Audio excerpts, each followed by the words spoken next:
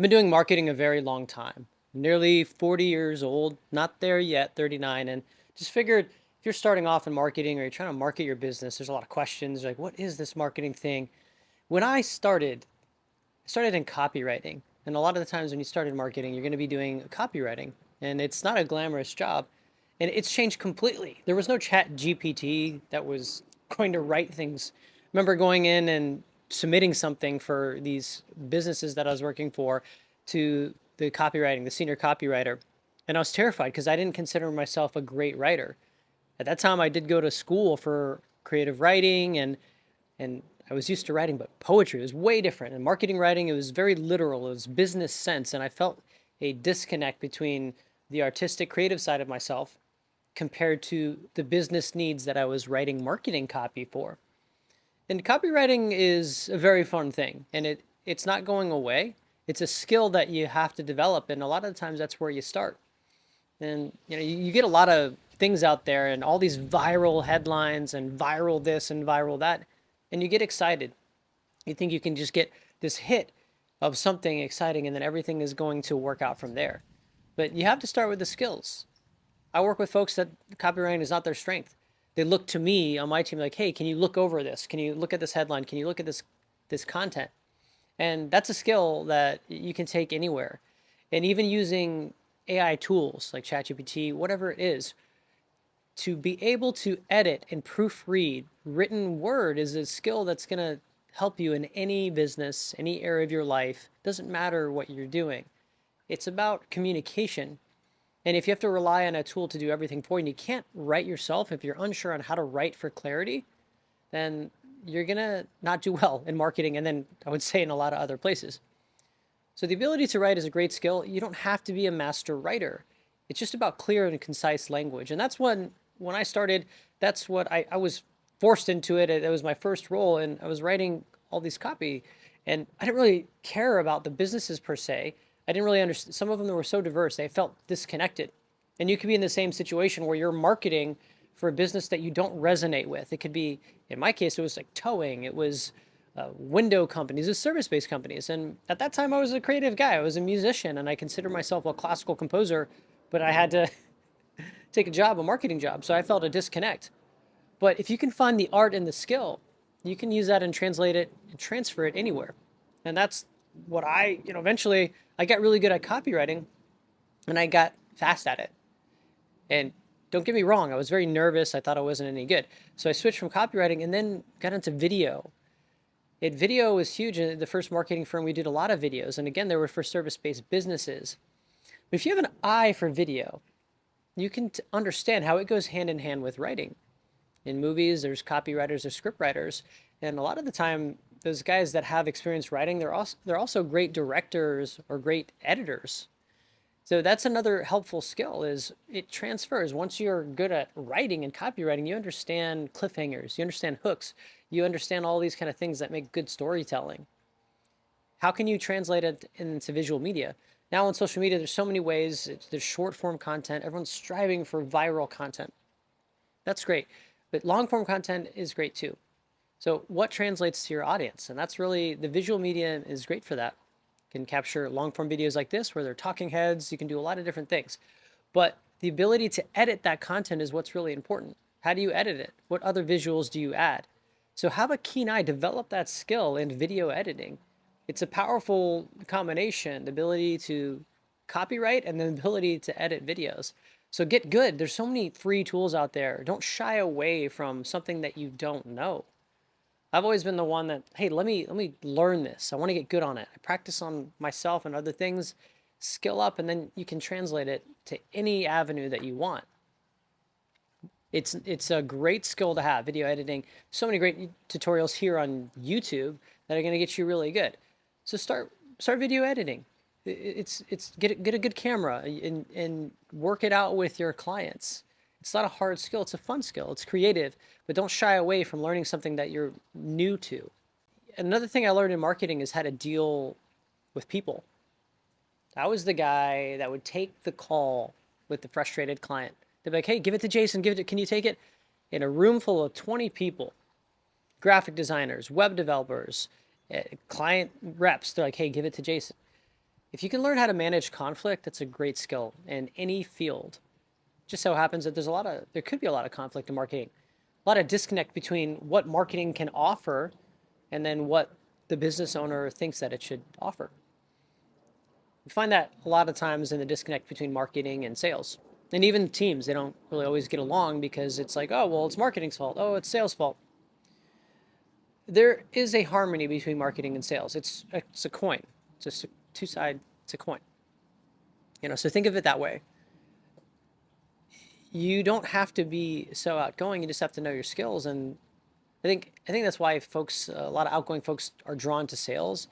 But in marketing, right, you can be outgoing or you don't have to be. The point is, if you understand the skills behind it, then you're going to do well. And if you're confident in your ability, then you're also going to be able to manage conflicts a lot better. What that means is you'll likely take on meetings with clients. You won't shy away from the discomfort. Can you answer a question or give feedback when you don't know the answer to something? How do you handle that lack of clarity? And that's what happens when you're in front of a client situation. You don't know everything, but you know how to manage the client, then you can manage anything. That's the reality. Is it, can you deal with any situation that you're thrown into? You don't have to be an expert in everything. You just have to be what they say, a team player. You have to be committed to solving the problem, solving the issues. And that's really what it comes down to. That's a good customer facing relation. If you're committed to helping and you can do everything in your power and you communicate very clearly, your client is going to appreciate that. There will be times when you've done what you can and maybe the conversation is not as comfortable as you'd like. That's okay. But for your own integrity, for your own thoughtfulness, just do everything that you can and be all in with it. And a lot of times when you're marketing for another client, you can't be as creative as you want to be. You have to work within their framework. You have to give them your client the results that they're looking for and understand that of course you're there for your expert opinion, but you also have to deliver what your client wants. Sometimes that can create a conflict because you think you know what's best, and you might at times. But again, hear them out. If you're hired for an advertising agency to do some creative video marketing or some graphic design, you are in charge of what you can. But again, you're not trying to sell all of your opinions and your ideas. You have to deliver what they're asking for. When I started doing music composition, when I got into marketing, I learned this a really hard way because I thought, oh, I put all my effort into this one project and I love it and they should love it too. Not everyone's going to love everything you do. And that doesn't mean that you're not good. It doesn't mean you're bad. It doesn't mean there's something wrong with you. It's on them. So you need to detach from those kind of things. If you detach from your work when you deliver it for client work, it's craft. It's something you're giving away. You're doing it, you're putting all your skill and energy, but it's a service. So you're not attached to it. It's no reflection on the quality of you as a person or your skills or abilities. It's just a preference. So when you view things as everything that you do that you're hired to do is a preference, you give it your best, but you're not attached when something doesn't go the way that you expected, you take another stab at it. You just put your new creative direction. And that's another point. As a marketer, when you're dealing with clients, you're really a psychologist. The same is true of music. If you're being hired to do music, that kind of thing, you need to understand the psychology of the people you're working with. They might not always be very clear. Someone says, oh, I like this graphic you put together, but I don't like this color. I want something more red or something more blue. It's a subjective thing, but you have to understand that client well enough that you know exactly what they mean. They could say, I need something more sparkly. I want something more minimal. These are common words to describe things, but you have to dive deeper into understanding your client, understanding what they mean by the words they use. So it's beyond just executing and creating pretty graphics or editing a video. You have to understand the needs, what you're being asked to do. When you build trust, for instance, if you're writing thought leadership articles, if you build trust, like I did when I worked with Grant Cardone, they had a big marketing team. And when I started working with him, I really liked writing the articles. And the marketing manager that I was working with is like, hey, you had that project. And soon, very quickly, I was writing all of the articles for Grant Cardone. I was literally like writing every article on LinkedIn, on Forbes, on Entrepreneur. And I was getting a lot of credit for those indirectly. I was ghostwriting for him. And it was very cool because I was able to feel really confident about writing then. just take the feedback and learn from it. There's going to be things that you like to do in marketing, and there's things that you're not going to like to do. But what's interesting about this time in 2025, 2026 in marketing, you have the ability to get really good at all marketing skills. And that's what your clients are going to look for. That's where I feel like I've done well, is that got the graphic design part down, got the video editing part down, got the copywriting part down, got the UX down. If you've built a landing page, you're going to go through this process. And that's really what it is. These, like, think about it like a capstone. When you can put everything you can do, when you can put it in one solid form, then you understand that you've got the basis covered. So learn everything you can. Learn all the skills. Don't be like, oh, I don't like that. That's not me. If you're going to be marketing a business, you're going to be called to do pretty much everything now. If you're starting your own business in marketing, it's going to be that same way. You're expected to be able to do graphic design, build landing pages, even though you're not a coder, have great videos, even though you're not a professional videographer and editor, write great copy, even though you're not a copywriter. You're going to have to get good at all these skills if you want to be successful with marketing. Yeah, you might have a team that does certain things, but what I recommend is mastering all of them to the best of your ability, because the clients that are going to hire you, they're going to take your direction more if you're well versed in a lot of things versus just focusing on one thing. And I'm not saying be a jack of all trades. I'm saying get masterful at marketing. Brings me to another point. It's really weird expectations around what marketing can offer. Marketing, I like to look at marketing in sales. I always look at the bottom line. What sales are coming in from the marketing efforts? But it's not always that simple. Marketing is there to persuade. If you're looking at marketing assets, okay, we can write some articles. We can do some social posts. We can do some videos. We can do all these things. But even if you do everything right, it might not always work. And that's the reality you face when you're facing clients and they're like, hey, your marketing sucks. It could be something wrong with the business itself. And that's what those business folks out there, you need to know that you have to have the right strategy. You have to have the right market. You have to have the right audience. Yet your product has to be good. And marketing can't save any of that. A lot of the time you're hoping, if you're a business owner, you're hoping that marketing can save something, but you got to know for sure. You got a great product, you got a great service, or whatever it is that you're trying to market. Marketing is there to enhance those kind of things. It's to augment something that's great, that's already working. Marketing is what gives it the scalability. And yes, over time, you can prove out the idea, and you need to. You're going to have to create some marketing assets and get the message out on your product or service. But if it's not working over time, then you're going to have to pivot and make some changes. So the point there is that marketing cannot save a bad business. Something I see time and time again, worked with founders, and they think they have a great idea, then we test it in the market. The assets that we provide, they're signed off, they're great, but then they don't produce the results. Again, there's an interplay, there's a dynamic there. But marketing can only do so much. It is very effective when it works, but you got to have the right strategy and the right client that you're working for in a proven model. So just think about those things. You can't promise and deliver everything. You can do what you can, and you can be an expert, but the business has to be right. It just comes down to there's no miracles with marketing. A lot of folks think there's miracles in marketing. I do recommend always looking at the sales. Sometimes you think, okay, well, it's just marketing. Yeah, it's not. Yeah, no, look at the sales. You should evaluate your marketing based on the sales. But it also depends on where the business is. It's a much different conversation if it's a startup versus a small, medium-sized business or a very well-established business. Well-established businesses are easier because they've already got the proven traction. You already know what the content should be about, and you just need to scale it and get the message out to a wider group. Startups are very difficult because it's not proven yet. So you're going to have to invest more. And this is another point that I want to let you know if you're starting a business or if you have a business and you're trying to market it. You have to be committed to your business. You can't just make a few videos and do a few things and think that it's just going to be a viral hit overnight. You have to be invested. You have to really believe in it. And that means you have to stand the test of time. A lot of businesses close because they put some budget into marketing. They're like, hey, it's not working. A lot of the times the marketing is fine. You just have to tweak certain things, but it just needs traction, time in the market. It's like anything else. Things take time to catch on. So the question you have to ask is, how committed are you to marketing the business that you're marketing?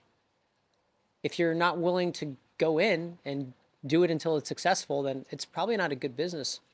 to market at all. So think about that. If you're really going to market something, how committed are you to doing that? It's not, we get caught up in all these quick wins. There are a lot of marketers out there that are promoting successful businesses and all these kind of things, and maybe they are. But when it comes down to if you're hired to market a particular business, you're going to have to do a lot of things and experiment a lot to figure out what works. But that's only if the company is good. I've seen it time and time again. And marketing can get people to the door, but if they come in and if it's a bad experience, going to have bad reviews and it's going to be a poor reflection on the company itself. So it can backfire. Another thing that's really helped me building trust with my clients is just communication. And just I always think of what they need to hear, what kind of message I can give out to them to be clear. Clarity is really an important part. Don't hide behind your work. You've got to market yourself to your clients. So you've got to show them the wins that you've created.